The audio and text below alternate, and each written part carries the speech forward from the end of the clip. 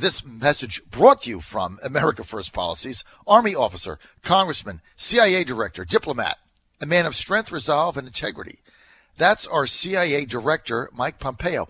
Director Pompeo is now up for a confirmation vote to be our next Secretary of State. Now, America First means ensuring we have the very best public servants leading our great nation. As Secretary of State, Mike Pompeo will restore America's standing in the world and strengthen our alliances. He's already begun to confront our adversaries, including North Korea, head on. But a handful of senators, even ones who voted for Mr. Pompeo for CIA director, they're resisting his confirmation as Secretary of State. Not good. In fact, it's disgraceful. Senators, it's time to do the right thing and confirm Mike Pompeo's nomination as Secretary of State. The safety and security of the American people depend on it. To learn more about America First policies, please visit americafirstpolicies.org. This message paid for and authorized by America First Policies Incorporated. Joining us now is Gregory Angelo. He's with the Log Cabin Republicans, the president of that organization. Hasn't been on in a while. The Log Cabin Republicans are the oldest and most formidable gay organization that supports Republicans and Republican initiatives. And as you know, I have been a supporter of the gay rights movement for 35 years. And I've been kicked out Republican parties all over the South because of my belief in the gay rights agenda. And although I am a heterosexual, back in the day, this was not an easy fight to have. As it turned out, we were right, and President Trump did the absolute right thing. He was the first openly pro-gay rights Republican nominee ever. And so joining us now, because now we have the first gay nominee for a major ambassadorship, is Gregory Angelo. Good to have you with us, Gregory. Thanks for having me back, John. All right, so look, we got to get this right out of the way. I was so mad at you guys because, we fought this battle together, Mr. Angelo, for so long. And so, we finally get the Supreme Court to do the right thing, want to be with each other in a legal manner. I've got many of my friends and family who are gay that really celebrated this. And then, as you know, I was for Trump from day one, from before he announced. And one of the reasons is because of his stance on gay rights. So you get the first nominee on the Republican side ever that is openly pro-gay rights. We had Peter Thiel from Sacramento was one of his keynote speakers at the convention. And then the Log Cabin Republicans fail to back President Trump, and they don't give him an official endorsement in the election. And I'm saying to myself, why would you do that? When he was the first person to stand with you guys, why'd you abandon him? And that really upset me. So can you help me with that? Well, I wouldn't frame it quite that way. We certainly didn't abandon President Trump. What our board of directors concluded was that while President Trump on the campaign trail said a lot of affirmative things, welcome things, enthusiastic things about the LGBT community, at the same time, he would turn around to a faction of the Republican Party that Log Cabin Republicans has long been at odds with, specifically fundamentalist evangelical Christians, and make promises to them that he would actually support legislation that would roll back the advances that we made in LGBT equality. So what the board of directors did, and by the way, I do not have voting rights on the National Board of Directors, but what the board of directors did was said, look, we don't have any guideposts with this guy, with Trump. And while he said things that we welcome about LGBT individuals, this is a man that has never held elected office in the past, and he's running for the highest office in the land. What the board concluded was that they would withhold endorsement, and that did not mean that we supported Hillary Clinton. It did not mean that we opposed President Trump. It just meant that we would focus on down-ballot races in the 2016 election. And this is important, the board also asserted that if President Trump were to win, we would support him and work with him whenever we could. And we have fulfilled that promise. In fact, Log Cabin Republicans is the only LGBT advocacy organization in the United States today that has a working relationship with the White House, with President Trump. I think, it's also worth pointing out that President Trump actually made another historic milestone in the LGBT equality movement in the United States in December of last year, when he wrote a letter to log cabin Republicans praising us on our advocacy for the gay community and congratulating us on our 40th anniversary. So I would like to think that at this point, all these months after the 2016 election, we've all buried the hatchet and been able to move on. And, John, I hope you are able to do the same. All right, I'll bury the hatchet. But you got that letter from the president. Are you going to back him in his re-election bid in 2020, or are you going to do the dance again? I mean, look, I can't speak for the board again. I don't have voting rights on the board, but I am someone who I think folks know, if your listeners are familiar with me, personally, I am someone who is very enthusiastic about the president and the work that the president is doing, and I fully expect to support him in 2020. All right, that's what I can tell you today. Oh, well, I appreciate that, Gregory, and I appreciate your candor, and I had to get that off my chest, and we had to do it publicly on the air. And I appreciate it. When's your convention again? What do you mean? When does the board convene to make these decisions? No, your annual convention.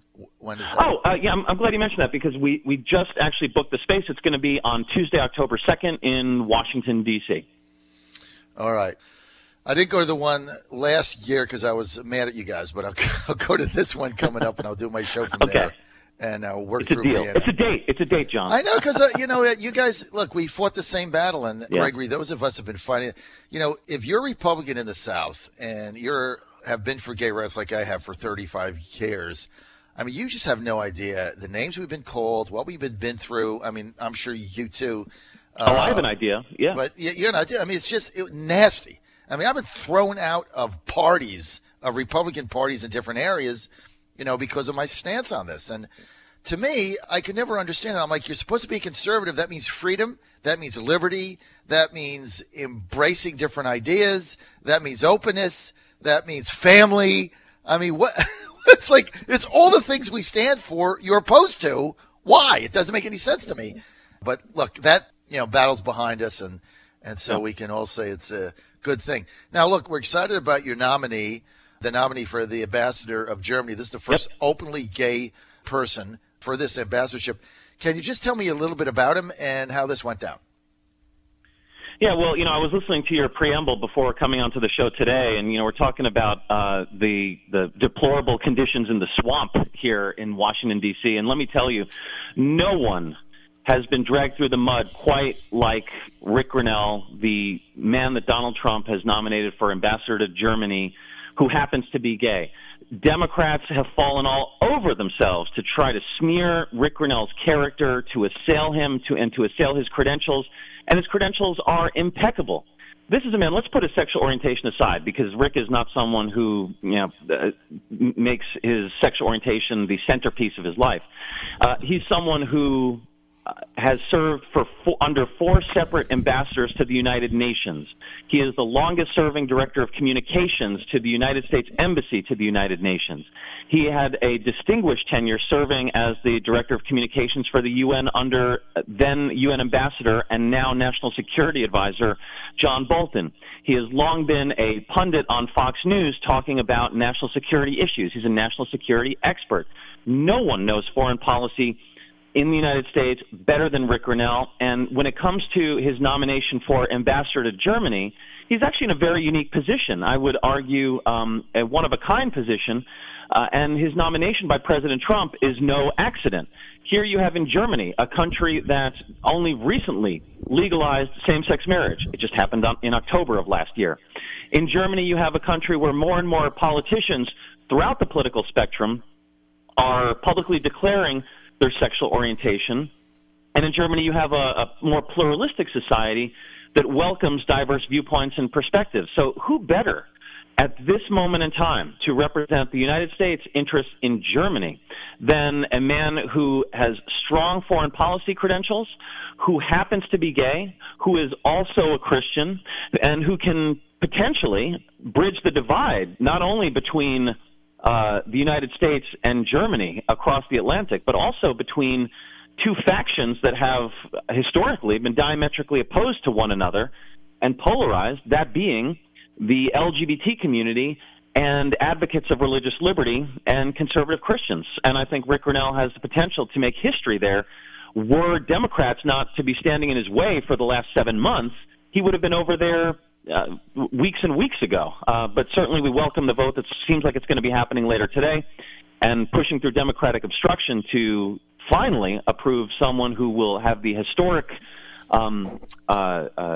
tenure as the highest-ranking openly gay individual in any Republican administration ever. Thank you, President Trump.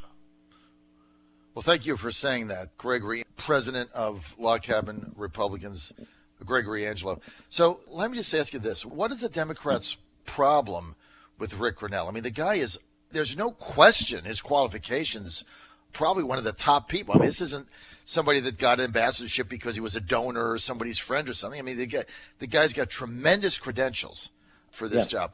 Why were the Democrats obstructing him, Gregory? Democrats say that it is because, years ago, Rick Grenell put out some impolitic tweets. He said some things that were maybe spur of the moment and, maybe not the most well-advised things to put out at the time. But the real reason why Democrats are standing in his way, and what they'll never admit, is that nothing would roil them more than the Trump administration and gay Republicans to be able to celebrate the fact that you have someone who is representing our interests in a critically important G7 nation, who happens to be gay, who happens to be Christian, and who happens to be a Republican. Even if Democrats are being sincere that they have to stand in the way of Rick's nomination because he put out some impolitic tweets, that represents a new low in Democratic stonewalling and shows that Democrats are willing to twist themselves into contortions and completely walk away from their advocacy and championing of the LGBT community, and to declare, whether it is explicitly or whether it's implicitly, that their support of the LGBT community ends if you are a gay Republican in the good graces of President Donald Trump. Wow. I think that about sums it up, Gregory. You're right, because either you're for something or not. It shouldn't matter whether Rick Grenell has an R by his name or a D by his name, right?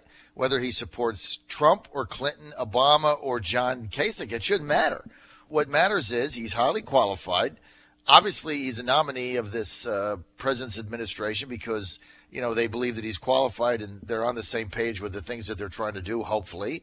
And he happens to be, part of the LGBT community. But you're right. I mean, the Democrats' obstruction here is simply because he has an R by his name. And that's right. Let me just add, we're talking about Senate Democrats who have been blocking his nomination for 7 months. But, guess what? And this is important to point out.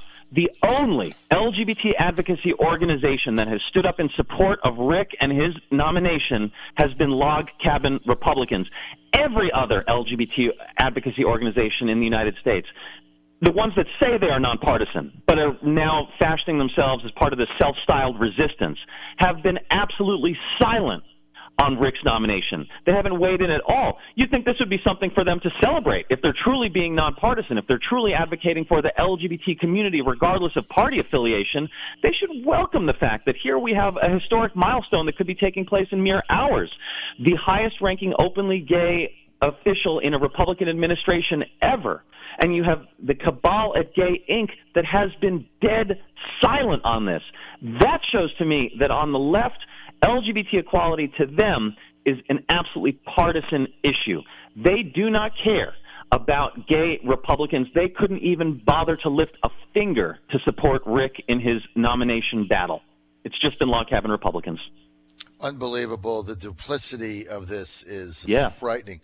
Well, look, we appreciate Gregory Angelo, all that you're doing. Gregory T. Angelo, he's the president of the Log Cabin Republicans, backing the nomination of Rick Grenell, who is would be, if he's approved by the Senate today, the highest-ranking U.S. official who is openly gay. He will be the ambassador of Germany. I know you've been following this very closely, Gregory. Today, do you have the votes? The votes are there. The votes are there. And here's the wild thing, that while there are a handful of Democrats that have publicly said, and some behind the scenes have said, that they will support Rick's confirmation. You have a number of Democrats out there, a lot of them potential 2020 nominees on this quixotic quest to depose President Trump in the next presidential election cycle, that are grandstanding in opposing Rick's confirmation. But Republicans are unified in their support of him. So when Rick is confirmed later today, and I know that the votes are there, when Rick is confirmed later today, here's another historic first, John. Rick will become the highest-ranking openly gay official in a Republican administration ever, not in spite of Republicans, not with Republican support, but because of Republican support. All right, that is going to be a historic first, no doubt. We're going to be following this. I want to thank Gregory T. Angelo for being with us today. He's the president of the Log Cabin Republicans. For more information, you can go to logcabin.org. That's logcabin.org. Gregory Angelo, thanks for being with us, and appreciate us being able to clear the air on the air in a public format. Thank you so much. Appreciate it. You got it, John. My pleasure.